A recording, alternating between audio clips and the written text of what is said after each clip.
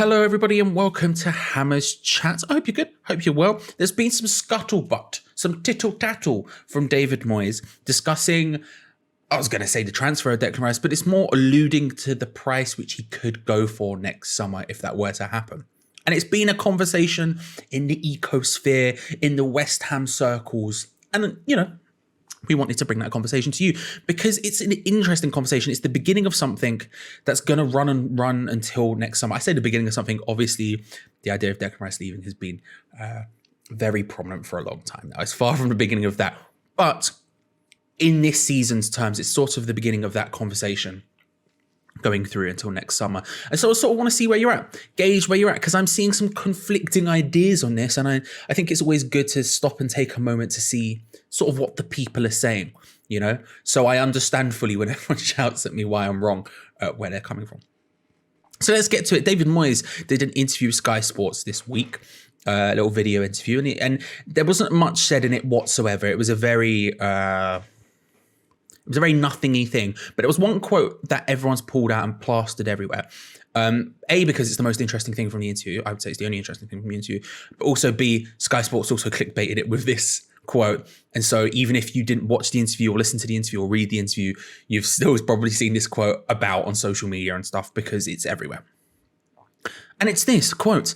David Moyes says, there was a bargain to be got at. There was a bargain to be got with Declan Rice at 100 million. That bargain has now gone. Now, obviously they're slightly alluding to the idea of potentially Declan Rice being... if someone was to try and get Declan Rice next summer, it would be for more than 100 million. That's the sort of reading between the lines. That's the sort of that's what you're picking out from that, right? Now, we'll talk about that a bit deeper, but before that, I want to go over to the MEN, the Manchester Evening News, because I think there was an interesting report, at least over there to some extent, which can give us some context, give us some texture to this, right? And why this is sort of interesting right now, this second. Quote, as reported by MEN Sport last month, love how they just quote themselves there, love that.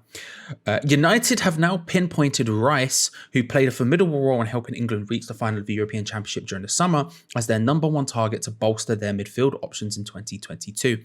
The framework, this is the important bit to an extent, the framework for how a deal can be constructed to bring Rice to Old Trafford is understood to have been discussed, with the midfield berth still in need of strengthening at Old Trafford. However, Hammers manager David Moyes has now warned United or any other suitor that they will have to pay over 100 million to stand a chance of securing the 22-year-old's signature. So we're getting sort of more and more concrete information that next summer there are going to be clubs gunning for Declan Rice. The thing is, once you put a price tag of 100 million on someone, once you start saying you won't take less than that, you're really reducing the options of him leaving, really reducing the options. Because there are very few clubs who can pay 100 million for any player, for a start. There are even less clubs who could pay 100 million for a player, for a defensive midfielder, nextly. And then lastly, there are even few clubs who can pay 100 million pounds for a defensive midfielder when they also have aspirations of signing literally anyone else. Because again, as this Manchester Evening News report points out, United were keen, this is a quote by the way, United were keen to add a new defensive midfielder to their ranks during the summer, and Rice was on their list of targets. But financial constraints brought an end to any aspirations they had of securing his signature following the arrivals of Rafael Varane, Jadon Sancho, and Cristiano Ronaldo. Now, obviously, those three are very big players, huge deals, big price tags, although Varane may be less of a price tag, but big price tags. Ronaldo wasn't a huge price tag for what he is, but still huge wages.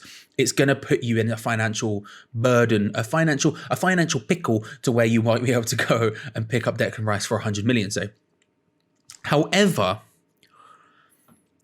it doesn't really matter if you're Manchester United, if you're Chelsea, if you're flipping, I was going to say Barcelona, but they're obviously in the dogs. It doesn't matter who you are. Name any club in the world, right? Vissel Kobe in Japan. It makes no difference, right? If you're trying to sell a defensive midfielder for 100 million, it's going to be very, very difficult. Very, very difficult indeed. And there are very few clubs who could go and make that happen while also having aspirations to sell other people. Now, there was a comment I made on the preview which got misconstrued by a couple of people. And I wanted to bring it up here because I think it's relevant.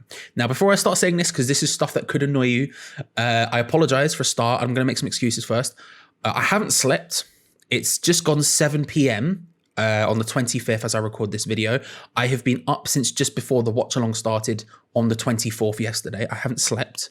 I've been working the entire time, and I'm also ill. I don't know if you can tell. I was going to say, can you see the bags under my eyes? But I'm looking now. I look just as bad as I always do. But I've got a very bunged up nose, everything. I'm just not well. I'm just not very well. So this may be just the ramblings of a fevered individual. You know what I mean? However,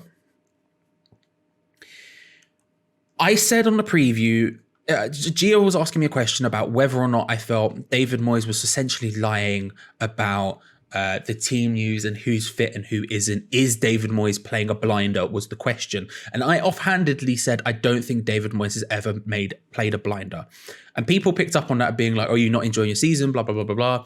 I am. I speak clearly in that video.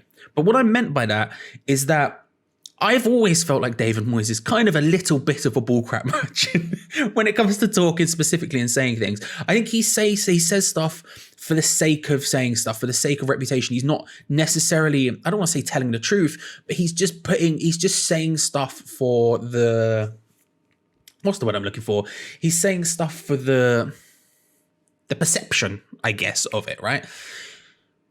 Case in point, when he comes back to West Ham a second time, winning, it's what I do. Like, don't get me wrong, right now, you could make an argument and go, well, yeah, winning is what he does. But back then, David Moyes, you're not a truthful guy. You're not a truthful guy at all. And that's kind of what I was saying. I don't think he's really got these like Machiavellian thinking about stuff. I think he just says stuff for the perception of it in order to sort of generate an atmosphere or to generate a public consciousness about a specific topic, right? And again, I don't think he's doing it even in a conscious, forward-thinking manner. I think he's just saying it for the sake of saying it. Winning's what I do. Okay, sure, right, all right, whatever, like that kind of thing. So when he says there was a bargain to be got out with 100 million for Declan Rice, that bargain is now gone. The implication there, if you read in between the lines, which is what the way David Moyes speaks wants you to do, he wants you to read in between the lines and come to your own conclusions, because that helps. That's saying, well, you could have got him for 100 million, but now you can't because he's too good now. It's not going to happen. I don't think he actually thinks that. I don't think anyone thinks that. You're telling me next summer, if someone comes in for 100 million, puts it on the table for Declan Rice, Gold, Sullivan, and probably David Moyes, take that. Don't take that. I think you're kidding yourselves. I think of course they do. It's 100 million. It's 100 million for a footballer. There's zero chance of them not taking that. Now, we can all have this conversation of how much we think he's worth. And this is sort of more as well what I want to get your opinions on is how much do you think Declan Rice is worth to opposition teams? Because to us, he is priceless. To West Ham United, he is obviously priceless. But when you're selling a player, you're not selling them really for how much you think they're worth to you. You're selling them with how much they're worth to another club to an extent. Some clubs don't do that. Harry Maguire, for example, was sold for what he was worth to Leicester. But at the same time, you can't get more than what he's worth to another club sort of thing. They just won't pay that. They will sometimes, but you understand sort of the general context, the conceit I'm sort of growing here. And this is why I don't mind David Moyes saying this, but this is also why, and again, this is the thing I'll probably use, I don't mind Rio Ferdinand talking about Declan Rice going to other clubs. I understand why there's a frustration with it. I understand the annoyance of like, oh, he was linked with this West Ham takeover, and that kind of put him in the public eye of West Ham again in the firing lines, because obviously West Ham and Rio Ferdinand have a contentious relationship at the best of times. And then when a couple of weeks later, he's talking about Declan Rice joining Manchester United or joining any other club. Like I can't remember who it was, whether it was him or someone else, when they were asked who should Newcastle go and buy, and they got money and the first name out of their mouth was Declan Rice. Everyone got very frustrated with that. I'm completely okay with that. One, because I don't think we can eat our cake. I don't think we can have our cake and eat it too. I don't think we can sit here and complain for years that people aren't giving Declan Rice in the media. People in the media don't give Declan Rice the respect he deserves. And then when a big takeover happens and they go, which is the best player they should go and sign, and they go Declan Rice, we then flip out and go, how dare you suggest Declan Rice, blah, blah, blah, blah, blah. Well, That's good. He's finally getting the respect we've all said we think he should deserve. So for me, I don't think we can. It doesn't add up for me. But secondly, transfers are a funny thing because obviously it should be. If you're smart, if you're a smart club and you have smart ways of thinking, a lot of it should be formulaic. You should be able to put a sort of value on how much you think you can spend on a specific position and then going and finding the best value for money in that position and other stuff. But perception is massive. Perception is this massive deal. How many times do we have these long-running transfer sagas, not West Ham, but just in football in general, where a player gets linked at the beginning of the summer and then it doesn't happen until the end of the summer? How much do you see players go for a hell of a lot of money when they probably wouldn't have otherwise, but because the hype around them is so big at that specific moment? Nicolas Pepe is an excellent example in my mind, who had an unbelievable amount of hype before joining Arsenal, joined them for 72 million, hasn't lived up to that price tag, right? I think Nicolas Pepe has been good, by the way. Before anyone who, if there are any Arsenal fans watching 10 minutes into a West Ham video say anything, I think he's been all right. But not £72 million worth. And similarly with West Ham, you look at it and you say, well, Haller, there was a hell of a lot of hype around him. We paid a certain amount and then we feel like we didn't get what we paid for that. I couldn't care less. In fact, I would actively encourage every pundit to be shopping Declan Rice around like mad. Fine with me. Go ham. Because ultimately, that's going to get us closer to that £100 million figure. I still don't think next summer clubs will come in and pay £100 million. Don't think there's even, I just can't see it happening.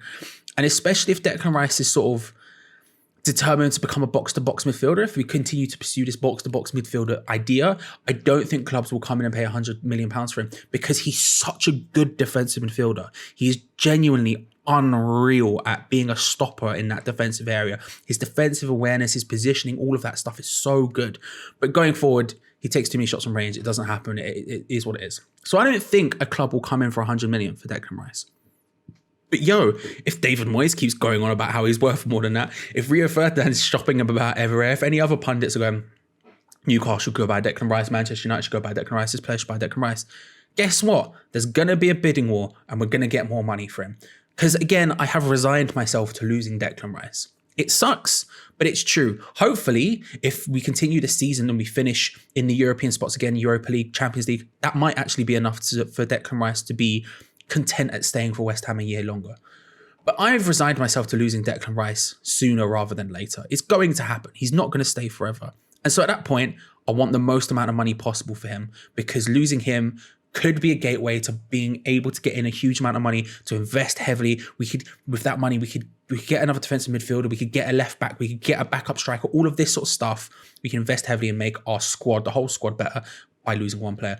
And I think the more tittle-tattle, scuttlebutt, flipping nonsense phrases that Rio Ferdinand or whoever else want to say does that, it gets us one step closer. But how do you feel? Let me know. Am I just ill and very sleep deprived and rambling like a moron? I know the answer is yes, but is there some sense in there? That's the interesting part, people. That's the interesting part. Hey, if you're new around here, subscribe, hit the like button if you've enjoyed the video. We genuinely appreciate it. We'll be back tomorrow with the preview. I'll be going up pretty early. I think I've got to go and make a thumbnail for that now because work never stops. Work never stops. But come back for it then. Thank you very much for watching and I will see you later. See you now.